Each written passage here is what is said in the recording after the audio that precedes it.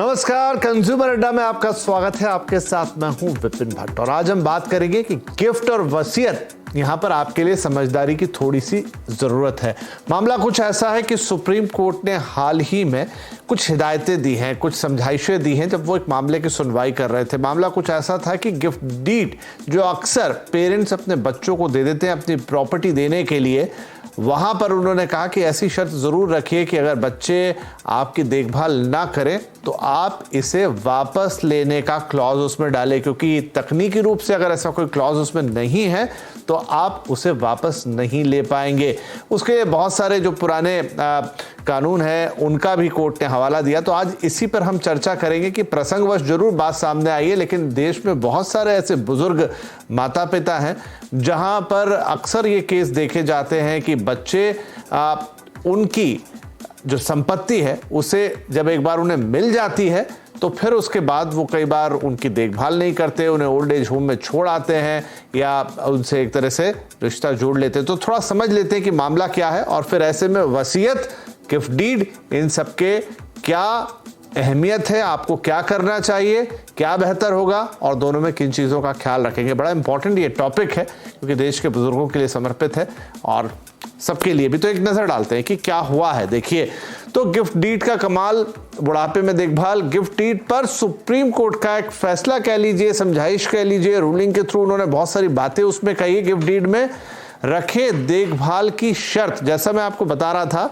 कि gift deed में आप दे देते हैं अपनी संपत्ति को अपने बच्चों को, लेकिन उसमें कोई शर्त इंक्लूड नहीं होती अगर देखभाल वाली, और शर्त नहीं होगी तो गिफ्ट डीड वापस नहीं होगी। दरअसल एक केस था सुप्रीम कोर्ट में जहां एक महिला ने यह मामला उठाया था। उन्होंने बच्चों को अपनी संपत्ति दे दी, लेकिन बच्चों ने उनसे एक तरह से वो संपत्ति मिलने के बाद मुंह मोड़ लिया। उन्होंने कहा वापस लेना चाहती हूं, लेकिन इसलिए नहीं हो सकती क्योंकि उसमें शर्त मौजूद नहीं थी।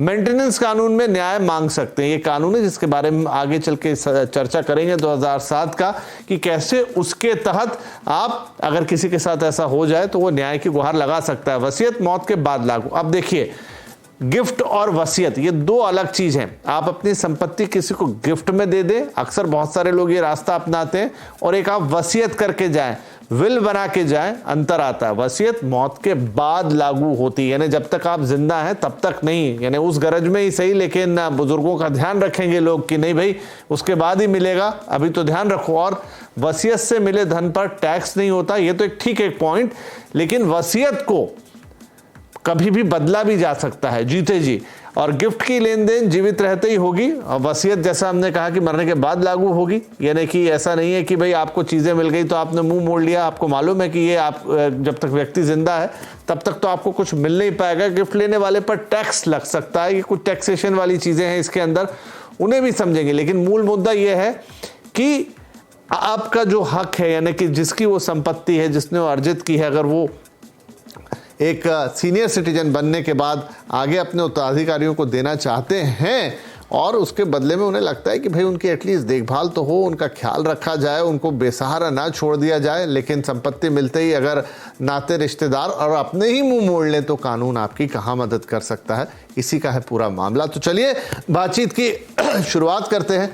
हमारे साथ हैं जाने माने वकील विराग गुप्ता साहब, सुप्रीम कोर्ट के वकील शशांक बाजपेयी और वृद्ध केयर की डायरेक्टर गार्गी लखनपाल। आप सभी का बहुत बहुत स्वागत है। तो विराग जी, मैं आपसे शुरुआत करता हूं क्योंकि ताजा प्रसंग सुप्रीम कोर्ट से निकल कर आ रहा है। सुप्रीम कोर्ट ने बाकायदा एक समझाइश के तौर पे इसे कहा है कि जब भी आप कोई चीज़ गिफ्ट करें, खासतौर पे अपनी संपत्ति, और वो बुजुर्ग दंपतियों के लिए लिख रहे हैं, तो कहते हैं कि उसमें ये क्लॉज ज़रूर डालें कि आप इसको, अगर आपकी देखभाल नहीं की जाती है तो आप इसे वापस भी ले सकते हैं। तो क्या इस तरह के मामले वाकई सुप्रीम कोर्ट में बहुत ज़्यादा सुनने को मिलते हैं? अगर सुप्रीम कोर्ट ऐसा संज्ञान ले रहा है, इसका मतलब है कि बड़ी तादाद होगी जहां वो देख रहा है कि इस तरह की चीज़ें हो रही हैं।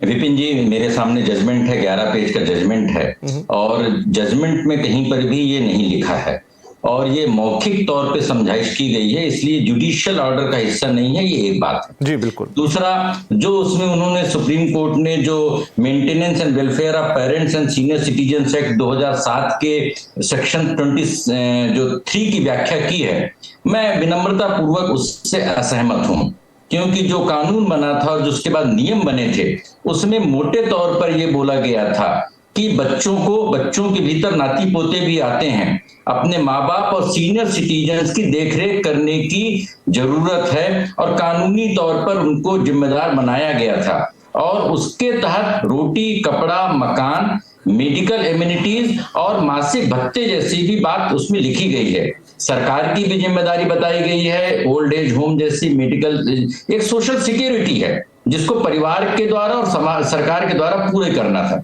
अब इसमें जो पूरा मामला था, इस पूरे मामले में विचित्रता ये हो गई कि थर्ड पार्टी इंटरेस्ट क्रिएट हो गए और एक डेवलपर उसमें आ गया और सुप्रीम कोर्ट ने जो रिलीज ऑर्डर था उसके बेसिस पे जो मेंटेनेंस जो ट्रिब्यूनल था और हाई कोर्ट के आदेश को रद्द करते हुए कहा कि जब ये गिफ्ट या रिलीज ऑर्डर किया गया था उसमें ये कंडीशन नहीं थी। लेकिन जब कानून में ही बोला गया है कि ये अगर चीजें नहीं होंगी, अगर वो मेंटेनेंस नहीं करते हैं या अपनी जिम्मेदारियों से भागते हैं, तो वो जो गिफ्ट है वो वाइड हो जाएगी। सुप्रीम कोर्ट का मानना यह है कि यह कंडीशन क्लियर कट होनी चाहिए, पर मैं मानता हूं तकनीकी व्याख्या है, उससे पूरा जो एक्ट का उद्देश्य है वो विफल हो रहा है। और मुझे इसमें एक बड़ी पुरानी कहानी याद आ रही है, 100 साल पुरानी, 1918 में जब प्रेमचंद ने बूढ़ी काकी कहानी लिखी थी और उसमें जो उनके भतीजे ने उनकी पूरी संपत्ति ले ली और जो उसकी माँ थी, चाची थी, उसको जूठी पत्तल उसको चाटनी पड़ी।